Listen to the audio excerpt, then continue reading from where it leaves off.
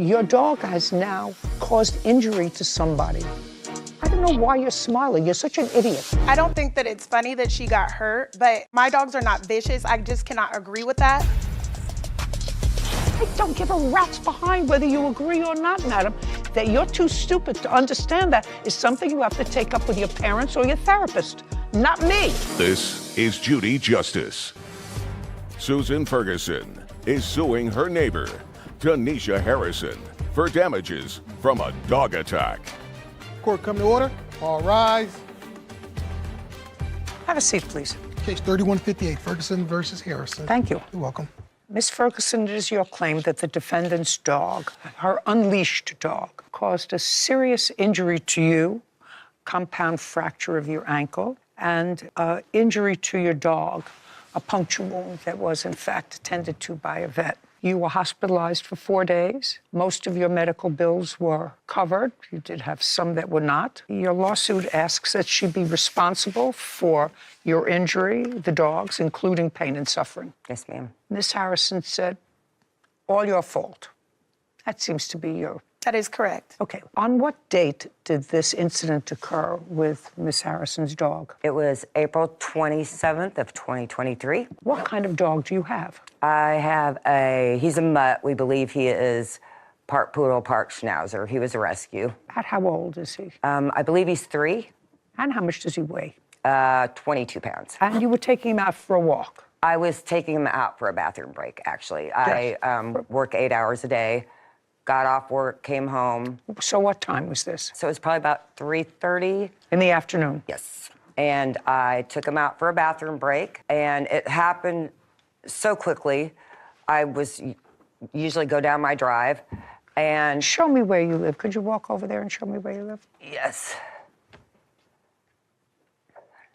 Actually... So, from her house... Show me where you came out. I see what you're... So there's a driveway. I have pictures that might be better. Fine. Why don't we do that, ma'am? While she's looking for those photographs, Miss Harrison, that is a photograph of your house. The two of you were neighbors. That is correct. What kind of a dog do you have? I have a pit bull. How old? 3. How long have you had him? 3 years. Is that your only dog? I have 2 dogs. Two pit bulls? Yes. Both the same age? The boy is 4. And this is a girl? Yes. Okay. Her house is here. Behind here. Goes around here. And that's her house. Did you understand that, Kevin? No, I didn't see the house. No, I'm just telling you. Did you understand that explanation? No. Okay. So, you're out. Dog is on a potty break, and... Okay, so her dog came around, and that's basically Came around where? from her backyard into our yard, and then around the corner, and then down the alley. And the alley that you're referring to is right here? Yes, ma'am. And that's where you encountered her dog? Yes, ma'am. And there is broken pavement here. Yes. And what happened when you encountered her dog? Dog charged my dog and latched on, and my dog started squealing. And I was trying to get in between them. And as I did that, her dog knocked me down. I fell. It startled her dog. Her dog released my dog. I was able to grab onto her dog's collar, hold on for dear life. And then a resident of her house heard me screaming, and he came running and grabbed the dog. A male? A male. Who grabbed the dog? I grabbed the dog. Why would she say a male grabbed the dog if it was you? You can't be It was mistaken. a male.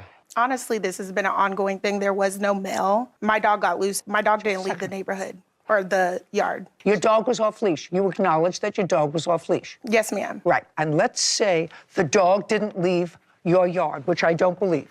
Okay. But let's say that, because we're going to come back to her injuries in a moment, which was serious. You acknowledge that her injuries were serious. I read your answer, and what your answer says was, you start out by saying, I unlatched my door, and the dog pushed out, without my realizing it, the dog pushed out the front door after I had unlatched it. That's the way you started your answer, right? That's yes, that's what you said.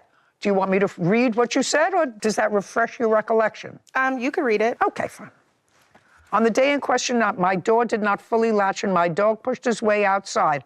I followed him to the yard. That is correct. I did not unlatch the door at that time. Did not fully latch. That is correct. Okay. I mean, what is semantics? The dog got out without a leash. Correct. A pit bull. That's correct. A pit bull. Okay. And you own your own house? I do not own it. You rent it? I do. You have renter's insurance? I do not. Oh, that's a pity. Did you try to get renter's insurance? I did not. Oh, that's a good thing, because they usually don't issue renter's insurance to people who have pit bulls, and also a variety of other dogs that have been deemed to be dangerous. So if you have a pit bull, you got to keep it under control at all times, because they are capable of serious damage. You do understand that, don't you? I do understand that. Great. And you do understand that if, as you indicated in your answer, the pavement she was walking on was cracked. Absolutely agree with you. Mm-hmm. I see the photos. And I absolutely agree with you, for the purposes of this argument, did not come into physical contact with her, but that she turned to run away from your unleashed dog. For the purposes of this discussion, you don't think you're responsible. I do not, ma'am. Well, then I'm here to tell you you are legally responsible, because the sidewalk was uneven. But if I believe you, which I don't because you weren't there, if I believe you, your dog came out unleashed, and she, for whatever reason, she's small, she's frail, she turned to run away from your dog, because that's what you say here. She turned. So when she tried to run, what was she running from? She wasn't running from a mugger. She wasn't running from a burning fire.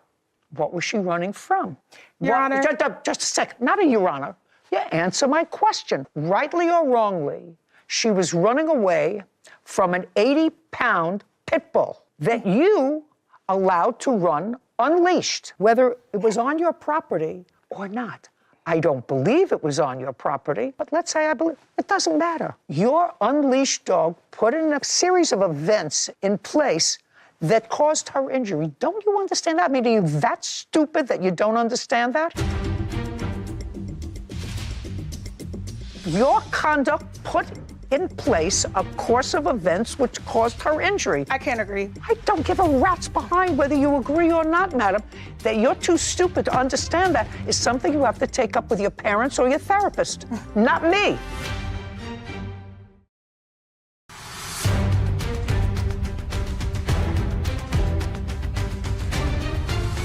Susan Ferguson claims her neighbor, Tanisha Harrison, is responsible for damages after Tanisha's pit bull attacked Susan and her dog.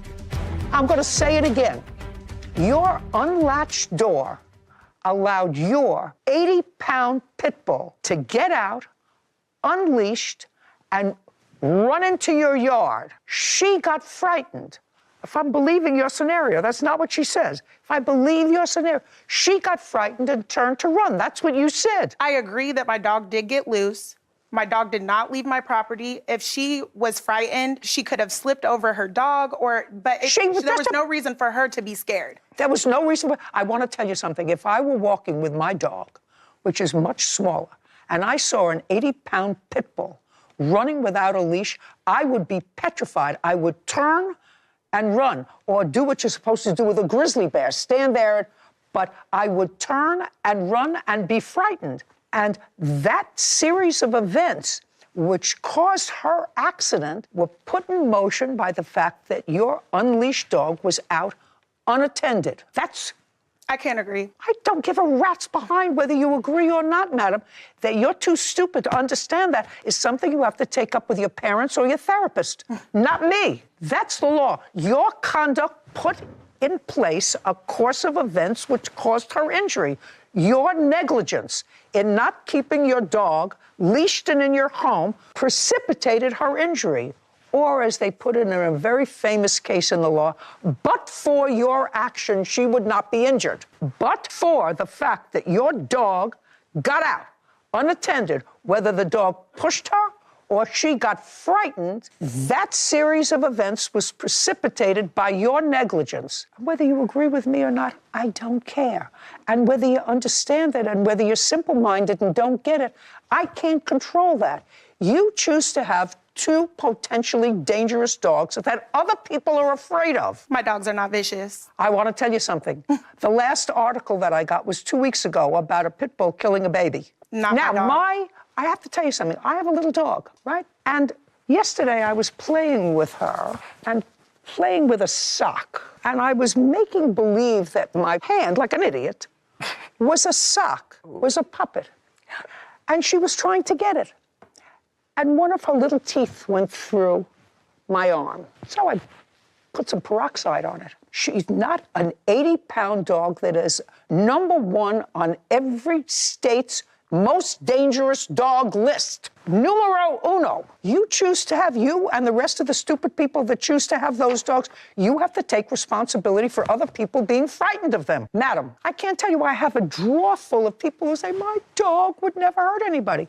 But I have to tell you, other people don't feel that way. So if you choose to have a pit bull, you make damn sure that that dog is under your control at all times. Can I see photographs of your injuries, please? You have medical reports? I've never seen this picture. I never want to see it, but Okay. that's a picture of my injury. I'm actually a little skittish myself about those things, but usually only when they are on me. I can usually look at them if they're on somebody else.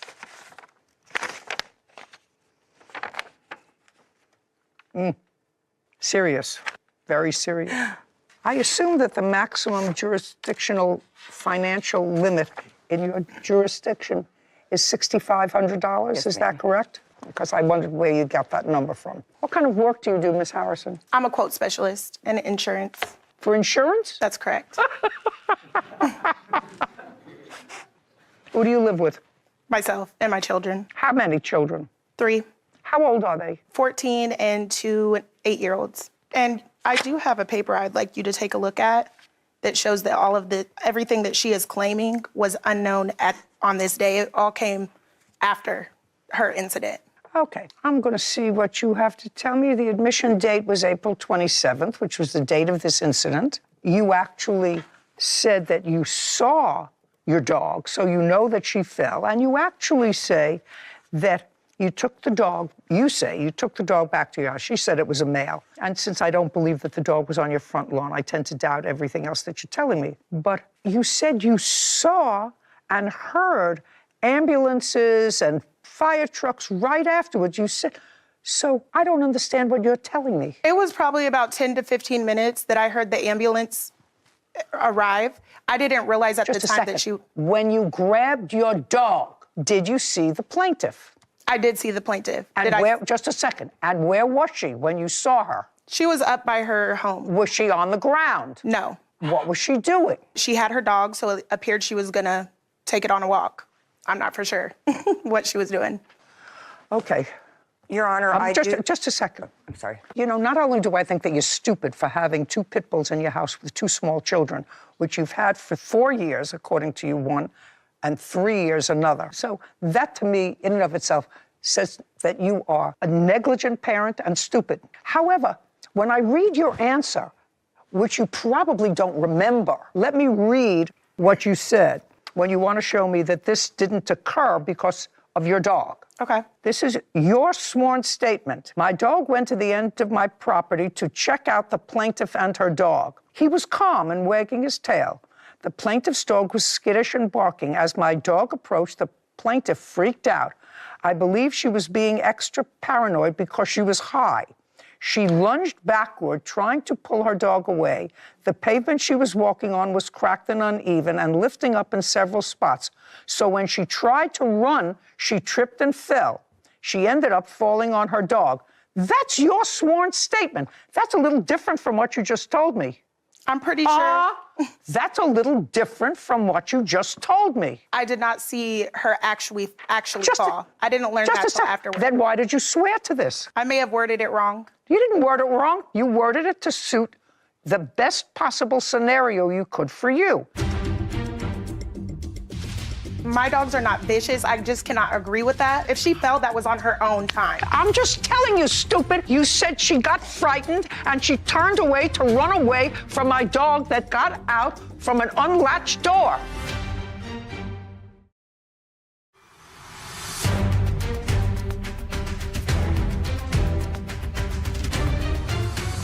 Susan Ferguson has accused her neighbor, Tanisha Harrison, of owing for damages after Tanisha's pit bull attacked Susan and her dog.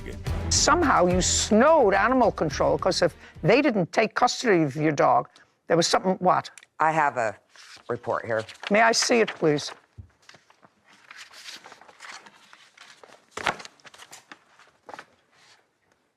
Okay, so the synopsis of the Iowa Police Department says, April 27, 3:51, I was dispatched to an address in regard to an ambulance call involving a possible dog attack. I was told that Susan Ferguson had fallen while trying to protect her dog, Max, from the neighbor's pit bull, resulting in a broken ankle. At this point, I was unaware of any of the issues involving the neighbor's dogs, and thought this to be an isolated incident. It was also unknown at this time that Miss Ferguson's dog had sustained some injuries from the neighbor's dog. Officer knocked on your door, where Tanisha Harrison answered.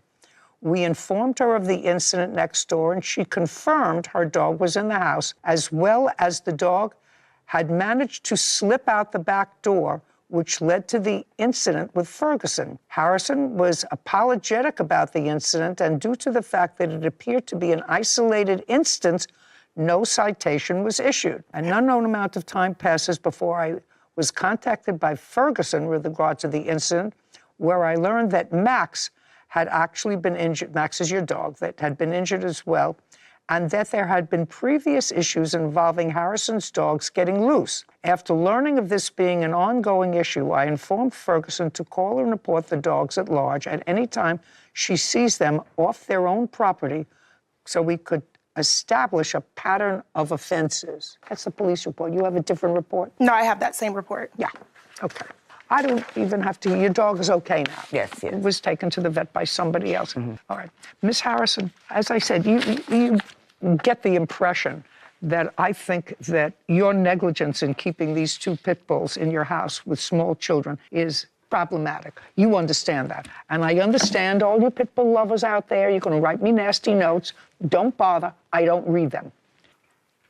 Your dog has now caused injury to somebody. If your dog causes injury again, this lady is going to know about it because she's still your neighbor, or did you move? I still live there, yes. And you still live there? Yes. So she will know. So hopefully when one of your dogs decides to act out again, it's not with one of your 8-year-olds. Now I know that you think that that's impossible. If I knew you better and if I wanted to get to know you better, which I don't, I would take you into my office and show you a drawer full of articles that people send me about their grandchildren, their neighbor, their parent, or themselves who have been seriously injured or killed by a pit bull. I never knew anybody that got killed by a Shih Tzu. Never. So you choose to have a dangerous animal in your house, that's totally your bag. She's suing you for $6,500. If the court could award her more than that, which I can't, I would. If you work for an insurance company and you give quotes for insurance, you should have renter's insurance. So, well, I don't know why you're smiling. You're such an idiot. Did you see how much damage to her leg your dog caused? Did you take a look at it? I want you to think about one of your 8-year-olds having a bone come through their leg. Your Honor. Caused by listen to me, caused by somebody else. You see that stupid smile that you have on your face? I don't think that it's funny that she got hurt, but my dogs are not vicious. I just cannot agree with that. My dog did not cause her any. There's no reason. If she fell, that was on her own time. I'm just telling you, stupid. You wrote to me what you saw that afternoon. You said she got frightened and she turned away to run away from my dog that got out from an unlatched door. That's what you wrote here. And I'm telling you that that's the law. But for your negligence in letting that dog out of the house unleashed, she was in its yard. Just a second. I don't care. But for your negligence in allowing the unleashed dog out of your house, she would not be injured. And if you don't get that, I'm really sorry. And I'm sorry that you had 3 children, because I hope that they're smarter than their mother. This case is over. $6,500. Judgment for the plaintiff. We're done. This court is adjourned. Thank you, Your Honor. My dogs are not vicious, and I just cannot agree with the way that it turned out. I'm happy with it. I definitely need the money to help me with my medical bills. The dog did not touch her dog, which she is claiming my dog attacked. He had 3 puncture wounds. My dog did get out the door, but the dog did not leave my property. I wish Tanisha well. She's actually a very sweet lady and gonna try to be good neighbors. We're gonna continue our daily life. I'm just happy my dog's around. You know, every jurisdiction has a list of dogs that statistically are the most dangerous. So first, I don't understand why you would choose a dog that is one of the top 5 in every jurisdiction, most aggressive dogs that have caused more injury, that have had more lawsuits, that have had more hospital reports of injuries, more coroner's reports of death. Yeah, and that's the risk that they take. And I feel like people don't think of situations like we just saw as frequently as they do the direct bites or incidents directly dealing with their pit bull. The defendant here was trying to make her point that my dog never touched her, my dog never touched her. Well, she was still a plaintiff as a result of your dog, like you said, setting off this chain reaction. So although your dog might not have bit her or broken her leg by biting on her leg and snapping it off, that doesn't matter. It was still as a result of your negligence in letting your 80-pound, all-muscle pit bull that you know more than half the population is afraid of, that caused all of this to unravel. Yeah. And what I couldn't understand was the inappropriate smile. An incident involving your dog, whether you agree or don't agree with my decision, you have to appreciate the severity of it. She actually saw her, according to her, saw her injured. Plaintiff said, no. It was a guy who came out. So I actually don't believe much of what she said anyway, because either she lied in court or she lied in her affidavit. Either way, she lied, and she's stupid for having those dogs around twins. Your dog has who were now then caused 3 injury years to old. somebody. Welcome back to the channel, everyone. Today we are diving deep into a recent episode of Judy Justice that honestly left me completely speechless, featuring a terrifying neighborhood incident between Susan Ferguson and Tanisha Harrison. This isn't just your standard courtroom dispute over a vet bill or a broken fence. This is an intense psychological display of control, primal fear, and the absolute crossing of societal lines. Let's quickly set the scene so you can truly understand the gravity of what happened. Susan was simply taking her 22-pound rescue dog out for a quick, peaceful bathroom break on an ordinary April afternoon. Suddenly, out of nowhere, an unleashed 80-pound pit bull comes charging aggressively directly at her and her helpless little dog. Imagine the sheer, primal fear spiking through Susan's veins in that exact split second when she realizes a massive, powerful animal is barreling toward them with absolutely nothing holding it back. That kind of fear is a raw evolutionary response. Your brain instantly bypasses all logic and goes straight into a desperate survival mode to protect yourself and those you love. In a state of absolute panic, trying to shield her small dog from getting mauled, Susan trips over the cracked pavement and suffers a devastating, agonizing compound fracture to her ankle. Now, you would think any normal human being hearing this story would feel an overwhelming sense of guilt and horror. But let's talk about the defendant, Tanisha,